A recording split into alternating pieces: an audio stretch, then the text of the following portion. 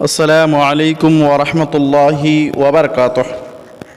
मुहतरम सामीन, जैसे कि हम पिछली वीडियोज़ में जान चुके हैं कि हमारा हिंदुस्तान फेडरल सिस्टम को फॉलो करता है, जिसमें दो तरह के गवर्नमेंट हैं, यानी सेंट्रल गवर्नमेंट और स्टेट गवर्नमेंट।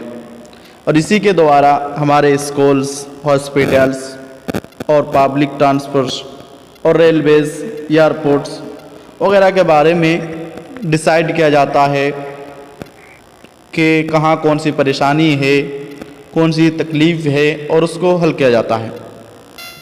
लेकिन कुछ चीज़ें इस तरह की भी है जो अलग अलग एरियाज़ में स्टेट और सेंट्रल के हाथ से छूट जाते हैं, जैसे रोड सफाई, इसी तरह वाटर सप्लाई, इसी तरह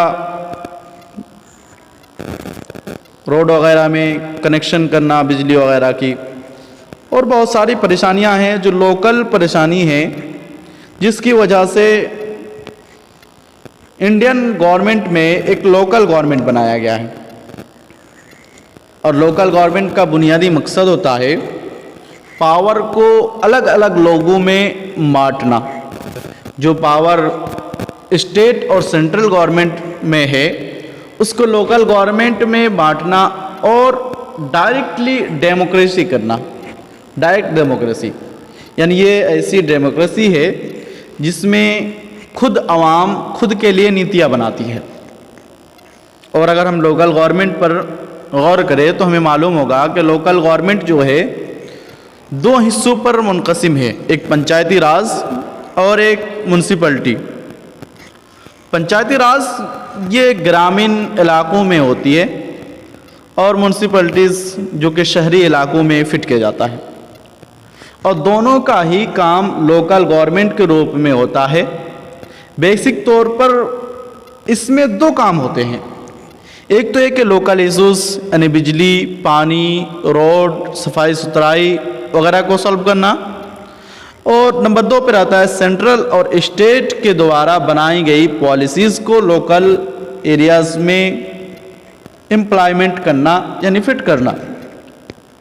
अगर हम पंचायती राज पर गौर करें तो मालूम होगा कि पंचायती राज जो है ये हर गांव में अलग अलग पंचायत होती है, लेकिन अगर बहुत छोटे छोटे गांव हैं तो कई गांव के एक पंचायत भी हो सकती है।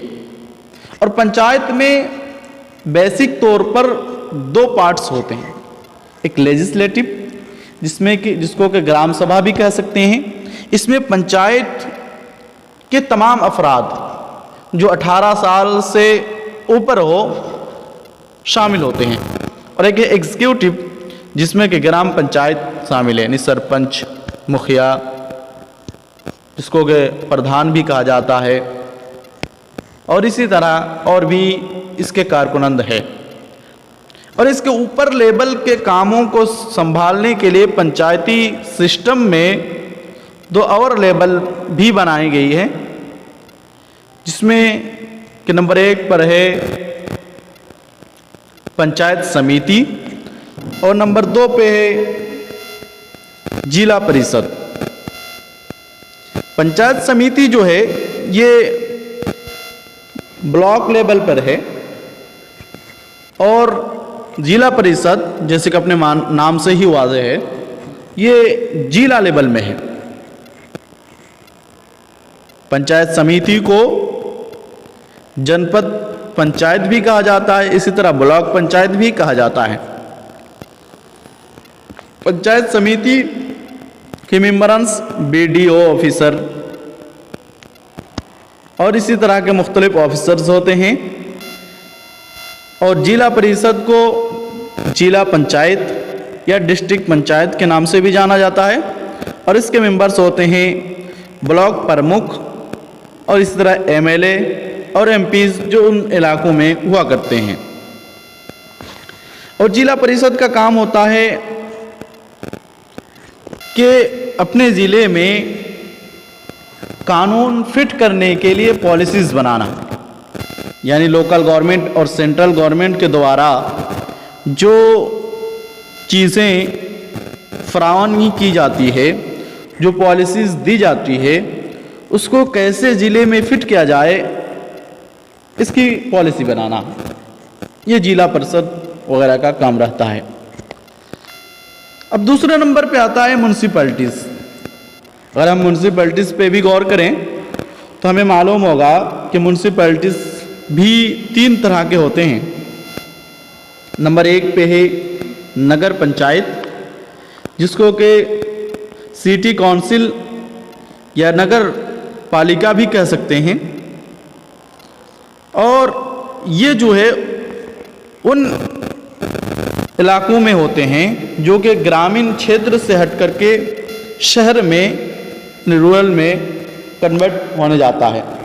और नंबर 2 पे आते हैं म्यूनसिपैलिटीज़, यानी म्यूनसिपल काउंसिल, जिसको कि नगर पालिका भी कहा जाता है, और इसी तरह नगर पालिका परिषद भी कहा जाता है।